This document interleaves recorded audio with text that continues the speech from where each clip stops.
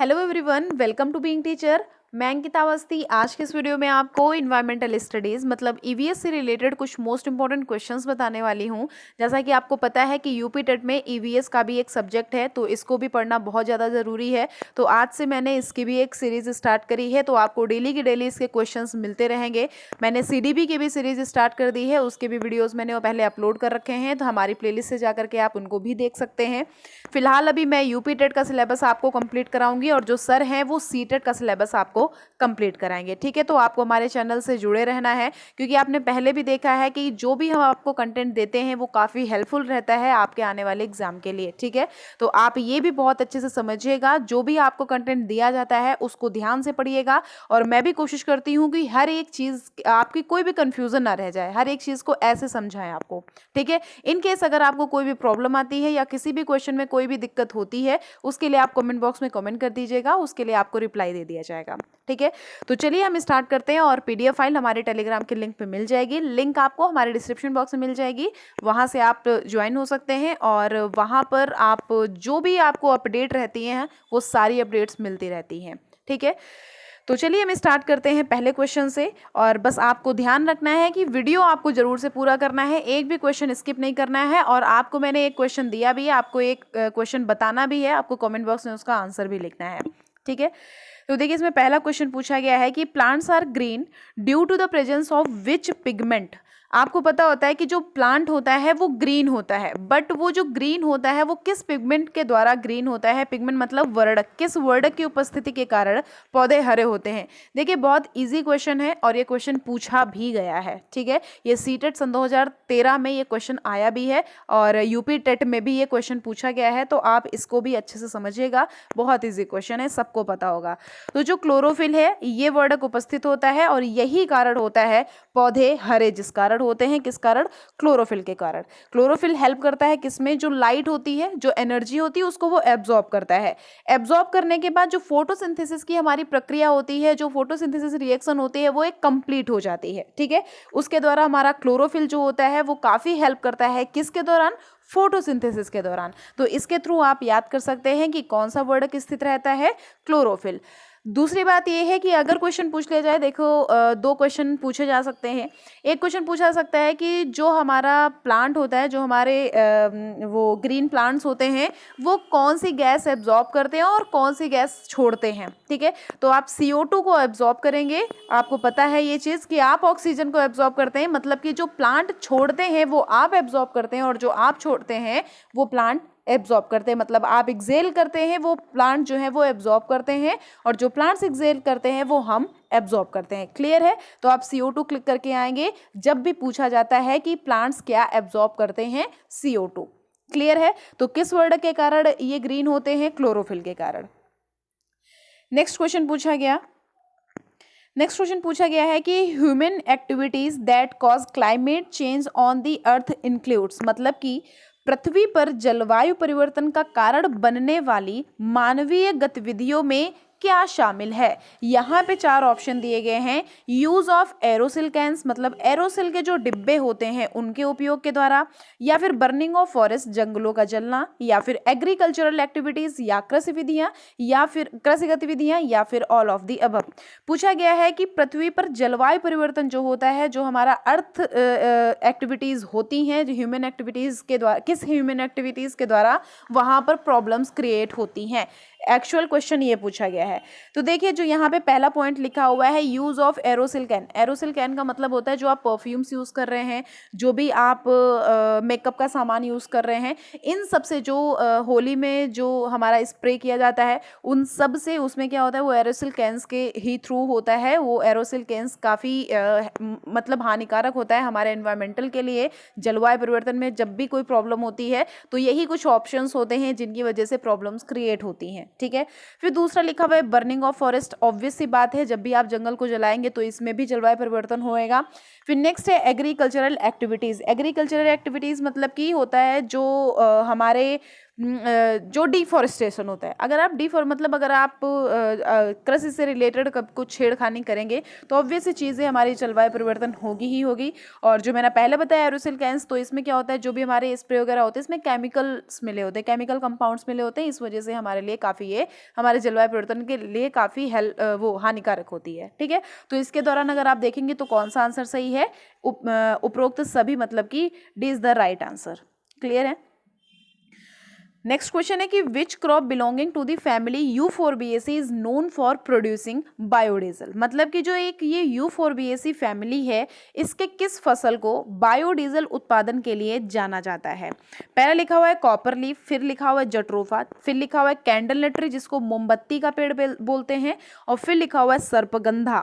बोला गया है ये एक फैमिली है, आप लोग ने पढ़ा होगा या नहीं पढ़ा होगा मुझे नहीं पता है, बट ये एक फैमिली है, ये एक बहुत इंपॉर्टेंट फैमिली है, क्योंकि यूफोरबिएसी फैमिली से रिलेटेड, देखिए ये तो बायोलॉजी से रिलेटेड है, वो तो अंडरस्टैंड करती हूँ, लेकिन ये ईवीएस में कई क्वेश्चंस भी पूछे गए हैं। ठीक है, तो यूफोरबिएसी फैमिली जो है इसके किस फसल को बायोडीजल उत्पादन के लिए जाना जाता है, कौन सी फसल बायोडीजल उत्पादन के लिए हेल्पफुल होती है, तो इसका राइट आंसर आपको बताना है किसमें, कमेंट बॉक्स में। क्लियर है। नेक्स्ट क्वेश्चन है, नेक्स्ट क्वेश्चन इज कि the water that is safe to drink is called. आपको थर्ड क्वेश्चन का आंसर बताना है कमेंट बॉक्स में, क्योंकि ये बहुत ही इंपॉर्टेंट क्वेश्चन है, तो आपको सर्च करें या जो भी आप सर्च भी करेंगे तो उससे कई सारी चीज़ों को आप जान पाएंगे, तो आप पक्का से इसको कमेंट बॉक्स में बताइएगा। फिर the water that is safe to drink is called, मतलब पूछा गया है कि सेफ वाटर जो पीते हैं, मतलब पीने वाला पेय जो जल है वो कौन सा है इनमें से। तो देखिए पेयजल मैंने बोला मतलब पोर्टेबल वाटर, तो यही एक राइट आंसर है।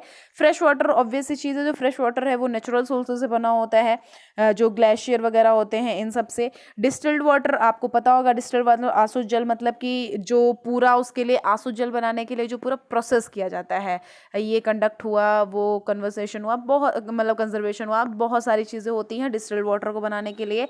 अब टैप वाटर तो आपको पता ही है कि जो मतलब नल का वाटर होता है कहीं भी चल रहा है, तो ये भी सेफ़ नहीं है हमारे पीने के लिए। तो जो पीने के लिए सेफ़ है वो कौन सा है, वो पोर्टेबल वाटर होता है। ठीक है, नल में क्या होता है कहीं भी है पता नहीं कैसा पानी आ रहा होगा, उसमें डिस्टिल्ड वाटर मतलब कि इसमें पूरा प्रोसेस करके बनाया जाता है। फ्रेश वाटर नेचुरल सोर्सेस, तो इन सब को हम नहीं बिलीव कर सकते हैं, जो भी है वो हमारा पोर्टेबल वाटर ये सेफ होता है पीने के लिए। नेक्स्ट यहाँ पे मोस्ट इंपॉर्टेंट क्वेश्चन पूछा गया है, the Bhopal gas tragedy of 1984 was due to the leakage of which of the following gases, मतलब कि जो हमारी भोपाल गैस ट्रेजेडी हुई थी किसमें, 1984 में। ट्रेजेडी बोलिए या फिर ट्रेजेडी बोलिए, 1984 में जो हुई थी ये किस गैस की लीकेज के कारण हुई थी। तो ये चीज़ बहुत ही इजी है और बहुत ही इंपॉर्टेंट है, और आपने नोटिस किया होगा कि ये क्वेश्चन कई एग्जाम्स में पूछा गया है, तो ये क्वेश्चन पूछा जा सकता है। ठीक है, तो जो भोपाल गैस ट्रेजेडी है ये किस गैस के कारण हुई थी, ये हुआ था मिथाइल आइसोनेट के द्वारा। किसके द्वारा, मिथाइल आइसोनेट के द्वारा। लगभग इसमें 5 लाख से अधिक लोग घायल हुए थे।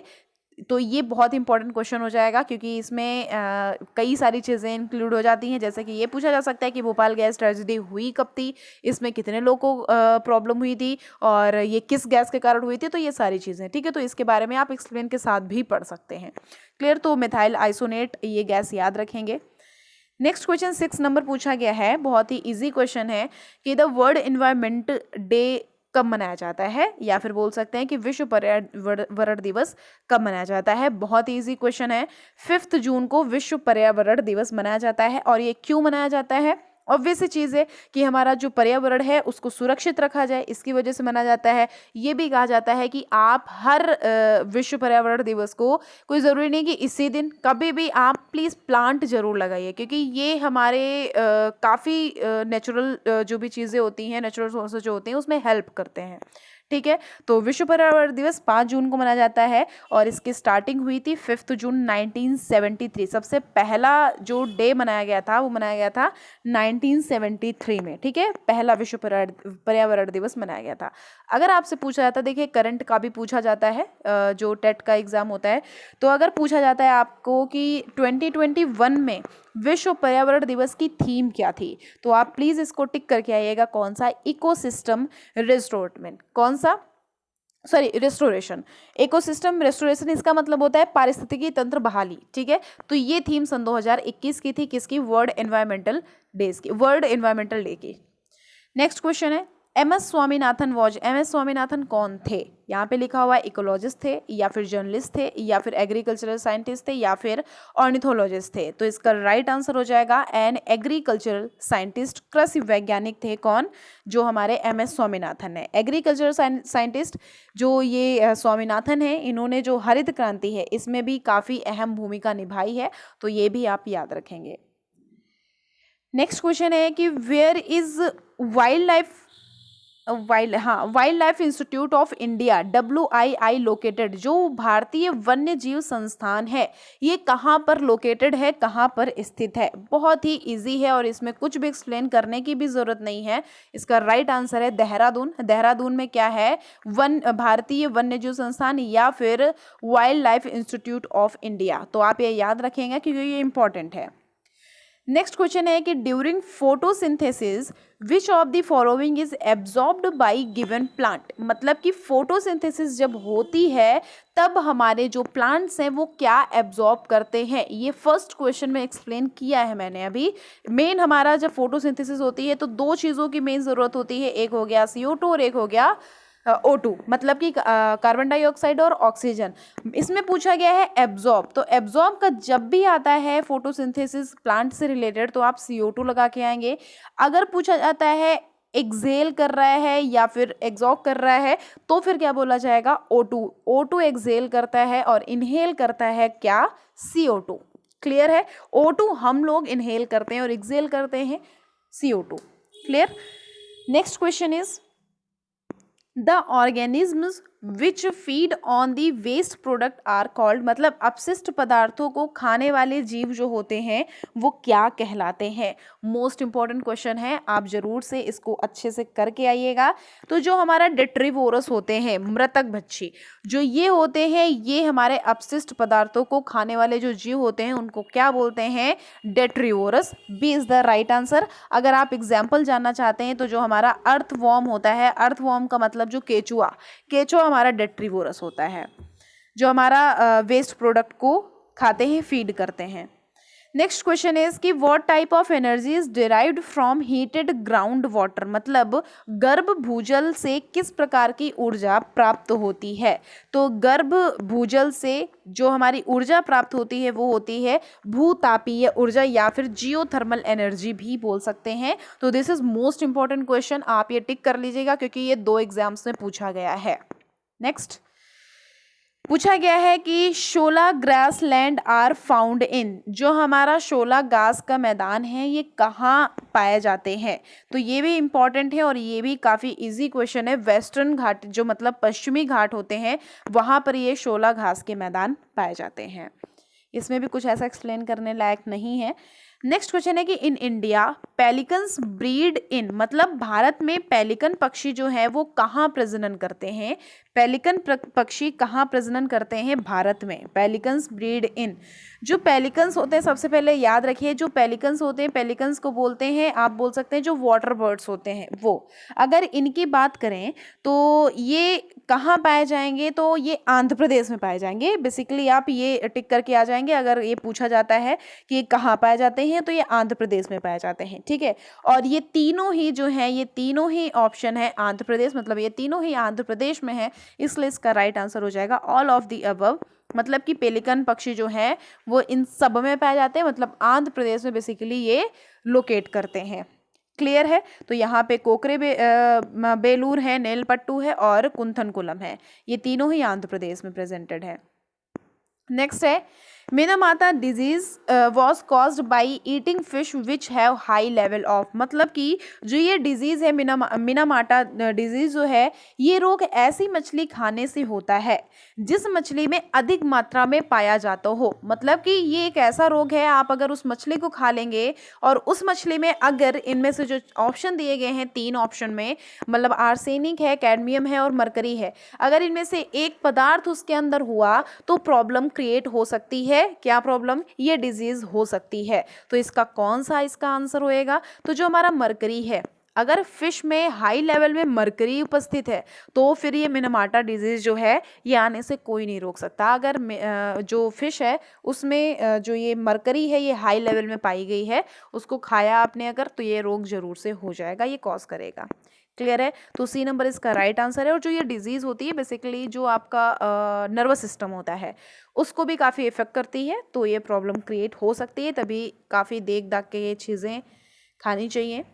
नेक्स्ट क्वेश्चन इज कि maximum ozone depletion has been observed in which of the following, मतलब अधिकतम ओजोन रिक्तीकरण निम्नलिखित में से किसने देखा है, मतलब किस में देखा गया है। रिक्तीकरण मतलब जो ओजोन की परत में जो होल की बात बोली गई है, आपने सुना भी होगा ओजोन लेयर में होल की बात जो करी गई है वह कौन से इक्वेटर पर है, ये आपको बताना है। तो ये आपको कमेंट बॉक्स में इसका भी आंसर बताना है। आप बताएंगे, 2 क्वेश्चन मैंने दिए हैं, एक 3rd नंबर और एक ये 15 नंबर, इन दोनों के आपको आंसर कमेंट बॉक्स में बताना है। आप जब कमेंट बॉक्स कर देंगे मैं तुरंत आपको रिप्लाई कर दूंगी इसका correct answer. Clear? Next question कि which one of the following is a weightlifter of international fame, मतलब कि इनमें जो 4 ऑप्शन लिखे गए हैं इनमें से कौन सा अंतरराष्ट्रीय ख्याति का भारोत्तोलक है, मतलब वेट लिफ्टर कौन है। पहले लिखा हुआ है सुनीता विलियम्स, फिर दूसरा लिखा हुआ है बिचोदेरी पाल, फिर तीसरा लिखा हुआ है सूर्यमानी और चौथा लिखा हुआ है कर्नम मल्लेश्वरी। तो इसका राइट आंसर है कर्नम मल्लेश्वरी। कर्नम मल्लेश्वरी जो है इन्होंने ये ओलंपिक में कांस्य पदक जीतने वाली पहली महिला खिलाड़ी हैं। क्लियर है? ये भारोत्तोलक मतलब वेट लिफ्टर हैं, तो इस वजह से इनको अंतर्राष्ट्रीय ख्याति का मतलब इनको जाना जाता है, इससे इंटरनेशनल फेम इनको मिली है इससे रिलेटेड। तो आप इनके बारे में याद रखेंगे कि ये ओलंपिक में कांस्य पदक जीतने वाली पहली महिला खिलाड़ी हैं और इन्होंने अर्जुन पुरस्कार भी जीता है, इन्होंने राजीव गांधी खेल रत्न भी जीता है और इन्होंने पद्मश्री भी जीता है। अर्जुन पुरस्कार इन्होंने जीता था 1994 में, 1995 में राजीव गांधी खेल पुरस्कार और पद्मश्री जो है वो 1999 में। क्लियर है? नेक्स्ट क्वेश्चन है, नाम इनका याद रखेंगे। नेक्स्ट क्वेश्चन है कि desert oak is the tree which is found in, मतलब रेगिस्तान ओक एक पेड़ है जो कहाँ फाउंड करता है, अबू धाबी या ऑस्ट्रेलिया या फिर डेजर्ट ऑफ राजस्थान या फिर डेजर्ट ऑफ यूएई, मतलब कि यूनाइटेड अरब एमिरेट। तो पूछा गया है desert oak is a tree which is founded, मतलब कि जो हमारा ये डेजर्ट ओक है मतलब रेगिस्तानी ओक है, ये एक पेड़ है, ये कहाँ फाउंड करता है बेसिकली, तो ये ऑस्ट्रेलिया में फाउंड करता है। B is the right answer.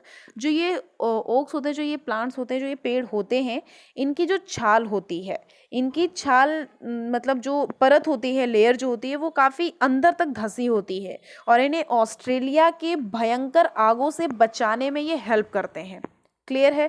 तो ऑस्ट्रेलिया में जो अनंगो आदिवासी लोग हैं उनको, वो लोग जो हैं इसको कुरकुरा के नाम से भी बुलाते हैं। क्लियर है? मतलब कुरकुरा के नाम से भी जानते हैं, बुलाते हैं, ऑब्वियस बुलाएंगे थोड़ी ना पेड़ को, कुरकुरा के नाम से भी जानते हैं, तो आप ये नाम भी इसका याद रखेंगे। रेगिस्तानी ओक एक पेड़ है, तो ये पेड़ आपको याद भी रखना है कि इनकी जो लेयर होती है काफ़ी अंदर तक धंसी होती है, ये प्रोटेक्ट करते हैं आगों से, तो ये आप याद रखेंगे, ऑस्ट्रेलिया में लोकेटेड है। नेक्स्ट है कि the animal that are awake at night can see object, मतलब रात में जागने वाले जानवर वस्तुओं को देख सकते हैं, किन वस्तुओं को देख सकते हैं, इन ऑल कलर या फिर only in black and white colour या फिर इन ग्रीन कलर ओनली या फिर इन रेड कलर ओनली। तो ऑब्वियस सी चीज़ है, रात के जागने वाले animal only in black and white colour देख सकते हैं। देखिए कुछ ऐसे होते हैं जो जैसे अगर मतलब थोड़े बहुत कलर्स वो देख लेते हैं जो दिन में जगते हैं, अगर उल्लू जैसे है रात में जगेगा तो वो ब्लैक एंड वाइट ही देख पाएगा। क्लियर है? तो ये तो बहुत ईजी क्वेश्चन था और आपको ये याद भी रखना है। नेक्स्ट है कि the birds move their neck very often because, जो पक्षी होते हैं वो अपनी गर्दन जो है वो कई बार मूव करते हैं इधर उधर, कई बार हिलाते हैं इधर उधर, क्योंकि वो क्यों हिलाते हैं। पहला लिखा हुआ है दे कैन फ्लाई, फिर दूसरा लिखा हुआ है the birds eyes are fix, मतलब उनकी जो आंखें होती हैं वो फिक्स्ड होती हैं या स्थिर रहती हैं। The birds have small eyes, उनकी छोटी आइज होती हैं, या फिर इनके जो एयर होते हैं मतलब जो कान होते हैं वो कवर होते हैं फिदर से। देखिए बात करी गई है किसकी, बात करी गई है आंखों की देखने की, है ना, सॉरी गर्दन की हिलाने की, और यहाँ पे बात कर दी गई है कान की, तो ये तो बिल्कुल ही नहीं होगा। यहाँ पे जो लिखा हुआ है बी नंबर की, जो चिड़ियों की आंखें होती हैं, जो आइज होती हैं वो स्थिर होती हैं, फिक्स्ड होती हैं। ठीक है? क्या होता है, दो अलग अलग जो चिड़ियों की आंखें हैं वो दो अलग अलग ऑब्जेक्ट जो होते हैं उन पर तो फोकस कर लेती हैं, ठीक है, बट इनके जो क्या बोलते हैं, आँखें होती हैं वो फिक्स्ड होती हैं। जब वे आँखें जैसे जब वो आगे देखते हैं तो उनकी जो दोनों आँखें हैं वो उसी ऑब्जेक्ट को देखेंगे। जैसे उन्होंने एक चीज़ को देखा तो ऑब्वियस सी चीज़ है, जैसे हम लोग क्या कर सकते हैं कि हम लोग दूसरी चीज़ को भी थोड़ा-थोड़ा इमेजिन कर सकते हैं कि हाँ, इधर साइड में ये है। बट अगर वो सामने देखेंगे तो उनको मेन ऑब्जेक्ट उनका दोनों आँखों से वही रहेगा। ठीक है, क्लियर है? तो ये चीज़ याद रखेंगे। इसमें एक प्लस पॉइंट और जोड़ लीजिए, इम्पोर्टेंट है। जो उल्लू है, उल्लू की जो आँखें होती हैं उनके सिर के जस्ट सामने होती हैं। ये भी याद रखें क्योंकि ये क्वेश्चन कहीं पूछा गया है, मुझे याद नहीं है कहाँ पूछा गया है, मैंने कहीं देखा था। नेक्स्ट क्वेश्चन कि which one of the following places in our country is a cold desert, मतलब कि इनमें से ठंडा रेगिस्तान जो है वो कहाँ है। तो ठंडा रेगिस्तान आपको पता होना चाहिए, लद्दाख में है। काफ़ी लोग घूमने फिरने भी यहाँ पर जाते हैं, तो सी इज़ द राइट आंसर। यहाँ काफ़ी लोग घूमते हैं और जो बेसिकली जो यहाँ पर लेह लद्दाख है, लेह लद्दाख जो यहाँ पर है, यहाँ पर सबसे ज़्यादा लोग जो हैं वो घूमने जाते हैं और उनका एक्सपीरियंस इतना अच्छा होता है कि वो आकर के इतना खुश होते हैं कि वो लोगों को भी बोलते हैं कि आप प्लीज़ ज़रूर से लद्दाख ज़रूर घूम के आइएगा, क्योंकि वहाँ पे बहुत ठंड पड़ती है और बहुत अच्छा भी लगता है। वहाँ काफ़ी पर्यटक लोग जाते हैं घूमने के लिए।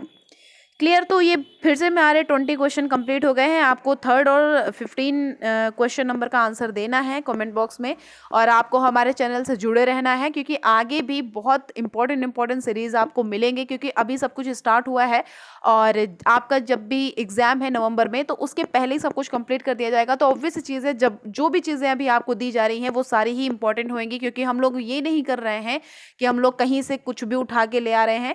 प्रीवियस ईयर क्वेश्चन पेपर भी देख रहे हैं और हम लोग ये भी देख रहे हैं कि कौन सा ऐसा टॉपिक है जिससे कई तरह के क्वेश्चन पूछे गए हैं, बहुत सारे क्वेश्चन पूछे गए हैं। जैसे कि देखिए, मैंने पारिस्थितिकी तंत्र, जो इसमें अभी मैंने एक पॉइंट बताया वन्यजीव वाला, तो उससे पारिस्थितिकी तंत्र जो है उससे रिलेटेड भी कई सारे क्वेश्चंस पूछे गए हैं। मैंने प्रीवियस ईयर क्वेश्चन पेपर मैंने सन 2013 से लेकर के क्वेश्चन पेपर देखे हैं, तो मतलब कई सारे क्वेश्चंस जो है वो एनालिसिस किए हैं, उसके बाद ये क्वेश्चंस मैंने इसमें नोट डाउन करे हैं। और आप लोग प्लीज़ जुड़े रहिएगा और हर एक क्वेश्चन ध्यान से समझिएगा। कहीं कोई भी दिक्कत होती है तो बताइएगा, और आगे आपको सीरीज़ कंप्लीट करानी या नहीं उसके लिए भी कमेंट बॉक्स में कमेंट करिएगा। वीडियो कैसा लगता है ज़रूर से बताइएगा, ठीक है। सो अपना ध्यान रखिए, फिर मिलते हैं नेक्स्ट वीडियो में। Thank you so much.